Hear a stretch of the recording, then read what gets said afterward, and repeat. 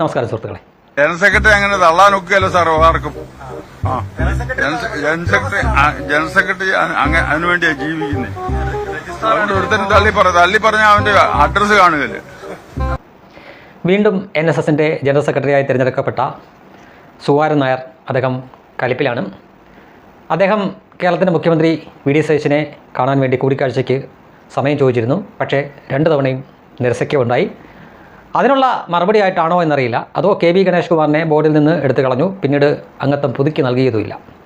KB Ganesh Kumar കുറച്ച് മാസങ്ങൾക്ക് മുമ്പ് ചില വിവാദങ്ങളിലൊക്കെ പെട്ടിരുന്നു. ഏതാണ്ട് 5000-ഓളം കാമുകിമാർ പ്രേമം പുള്ളിക്കൊണ്ടെന്നൊക്കെ പറഞ്ഞിരുന്നു. അതിൽ ഏതോ ഒരെണ്ണം NSSന്റെ തലപ്പത്തിരിക്കുന്ന ആരുടെയോ ബന്ധുവാണ് എന്ന ചില റൂമറുകളും മറ്റുമൊക്കെ ഉണ്ടായിരുന്നു. അതിനെ തുടർന്നുള്ള ആഫ്റ്റർ എഫക്റ്റ് ആണോ എന്നറിയില്ല.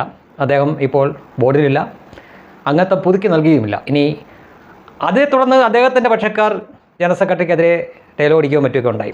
ഇനി അവരെ ഉദ്ദേശിച്ച് പറഞ്ഞാണോ എന്നറിയില്ല. എന്തായാലും ഒരു സാധാരണ പ്രതികരണമല്ല, ഭീഷണിയുള്ള ഒരു പ്രതികരണമാണത്. അതായത് NSSന്റെ ജനറൽ സെക്രട്ടറി ആയിരിക്കുന്ന വ്യക്തിയെ തള്ളാൻ പറ്റില്ല, അങ്ങനെ ജനറൽ സെക്രട്ടറിയെ തള്ളിയാൽ തള്ളുന്നവൻ്റെ അഡ്രസ്സ് പോലും കാണില്ല എന്നാണ് പറയുന്നത്. തള്ളുന്നവൻ്റെ അഡ്രസ്സ് പോലും കാണില്ല എന്ന് VD സതീശനെ നോക്കിയാണ് പറയുന്നതെങ്കിൽ അത് ഉടനെ എങ്ങും സാധിക്കാൻ പോകുന്നില്ല എന്നത് സോഷ്യൽ മീഡിയ വരുന്ന പ്രതികരണങ്ങൾ കണ്ടാൽ തന്നെ മനസ്സിലാക്കാൻ പറ്റും. ഇദ്ദേഹത്തിൻ്റെ ഭാഗത്ത് ന്യായമുണ്ടെങ്കിൽ പോലും ആരും അയാളുടെ കൂടെ നിൽക്കാൻ പറ്റാത്ത ഒരു രീതിയിലാക്കി വെച്ചു. ഈ കഴിഞ്ഞ കുറേ കാലം സമദൂരം സിദ്ധാന്തവും പറഞ്ഞ് പിന്നീട് കുറേ ഉടായ്പ പരിപാടിയൊക്കെ ആയിട്ട് നടന്ന് ഇപ്പോൾ കൂട്ടത്തിലുള്ളവർ പോലും തള്ളിപ്പറയുന്ന തരത്തിൽ നമ്മൾ സോഷ്യൽ മീഡിയ എടുത്ത് നോക്കിക്കഴിഞ്ഞാൽ NSS അംഗങ്ങളായിരിക്കുന്നവർ ബഹുഭൂരിപക്ഷം ആളുകളും അതിൽ വോട്ട് ചെയ്യുന്നവരായിരിക്കണമെന്നില്ല, ഇയാളെ തള്ളിപ്പറയുകയും തെറിവ് വിളിക്കുകയും ചെയ്യുന്ന കാഴ്ചയാണ് കാണുന്നത്. ഞാനും അപ്പനും സുഭദ്രയും എന്നൊക്കെ പറയുന്ന പോലെ ഒരു ട്രസ്റ്റാക്കി മാറ്റി NSSനെ എന്നാണ് പറയുന്നത്. വീണ്ടും തെരഞ്ഞെടുപ്പ് വരുന്നു, വീണ്ടും അയാൾ തന്നെ ജയിക്കുന്നു. ബൈലോ അങ്ങനെയാണ് ഉണ്ടാക്കി വെച്ചിരിക്കുന്നത്. അപ്പോൾ ഇത് മാത്രമല്ല, SNDPയുടെ കാര്യവും അങ്ങനെ തന്നെയാണ്. ഈ രണ്ടിടത്തും കുറേ കാലമായിട്ട് നമ്മളിങ്ങനെ കാണുന്ന സ്ഥിരം ബോർഡ് അംഗങ്ങൾ, സ്ഥിരം ജനറൽ സെക്രട്ടറി, ഇവരെ രണ്ടുപേരെയും ഇങ്ങനെ പഴിക്കുമ്പോൾ വളരെ നൈസായിട്ട് രക്ഷപ്പെട്ടു പോകുന്ന വേറെ ചിലർ കൂടെ ഉണ്ട്. അതുമെല്ലാം ഈ ഹൈന്ദവ വിഭാഗത്തിൽപ്പെടുന്നത് തന്നെയാണ് KPMSൻ്റെ സെക്രട്ടറി ആയിട്ടിരിക്കുന്ന വ്യക്തിയും പുന്നല ശ്രീകുമാർ എന്ന് പറഞ്ഞ ഒരാളാണ്. അദ്ദേഹവും 2006 മുതൽ ആ സ്ഥാനത്തിരിക്കുകയാണ്. പക്ഷേ ഈ ചീത്ത കേൾക്കുന്നത് മൊത്തം ഈ 2 കൂട്ടരാണ്. അതിൻ്റെ ഇടയിൽ കൂടെ നൈസായിട്ട് ഇയാൾ രക്ഷപ്പെട്ടു പോയിക്കൊണ്ടിരിക്കുകയാണ്. ശരിക്കും പറഞ്ഞു കഴിഞ്ഞാൽ ഒരു യൂണിറ്റി, ഈ സമുദായം അല്ലെങ്കിൽ ഈ സമാജം ഒരു യൂണിറ്റിയോട് കൂടി ഇരിക്കേണ്ട ആ സ്ഥാനത്ത് പരസ്പരം ഓരോ ബ്രാക്കറ്റുകളായി മാറി നിന്നുകൊണ്ട് അതിൻ്റെ അധികാരം ചില പ്രത്യേക ആളുകൾ മാത്രം കൈപ്പിടിയിലാക്കി ജനാധിപത്യത്തെ തന്നെ കൊഞ്ഞനം കുത്തിക്കൊണ്ട് മുന്നോട്ട് പോകുന്ന കാഴ്ചയാണ് കണ്ടുകൊണ്ടിരിക്കുന്നത്. അതിൻ്റെ കൂടെ ഭരണകർത്താക്കളെ കൂടി ഭീഷണിപ്പെടുത്തുന്നു. KB ഗണേഷ് കുമാറിനെ സംബന്ധിച്ചിടത്തോളം പുള്ളിക്ക് അത് അത്യാവശ്യമാണ്, അത് കിട്ടേണ്ടത് തന്നെയാണ്. പക്ഷേ VD സതീശൻ അഹങ്കാരിയാണ്, തന്നെ കാണാനുള്ള അനുമതി തന്നില്ല എന്നൊക്കെ പറയുമ്പോൾ അതിന് അഹങ്കാരം എന്നല്ല പറയേണ്ടത്. അദ്ദേഹത്തിന് സൗകര്യമില്ല കാണാൻ.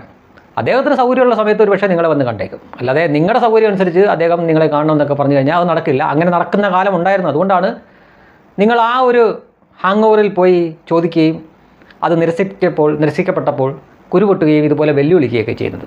ഇനി അതേ VD സതീശൻ പാണക്കാട് പോകുമോ എന്ന് ചോദിച്ചാൽ പോകും, കാന്തപുരത്തിനെ കാണുമെന്ന് ചോദിച്ചാൽ കാണും, അല്ലെങ്കിൽ ജിഫ്രി മുത്തുക്കോയ തങ്ങളെ കാണുമെന്ന് ചോദിച്ചാൽ കാണും. അതിനൊക്കെ അവർക്ക് ഒരു സൈഡിൽ നിന്ന് വിമർശനം കിട്ടുകയും ചെയ്യും. പക്ഷേ അവിടെ ചെറിയൊരു വ്യത്യാസമുണ്ട്.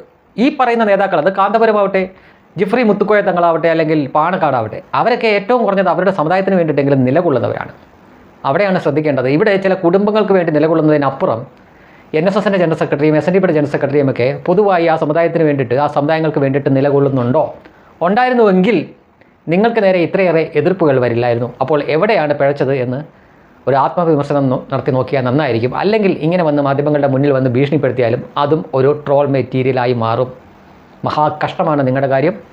തീർച്ചയായിട്ടും ആത്മവിമർശനം അത് നല്ലതാണ്. അല്ലെങ്കിൽ അവസാന കാലത്ത് ആരാലും നോക്കാനില്ലാതെ, ആരുടെയും ശ്രദ്ധയില്ലാതെ തീർത്തും തിരസ്കരിക്കപ്പെട്ട് വല്ലാത്ത ഒരു അന്ത്യത്തിലേക്ക് പോകും.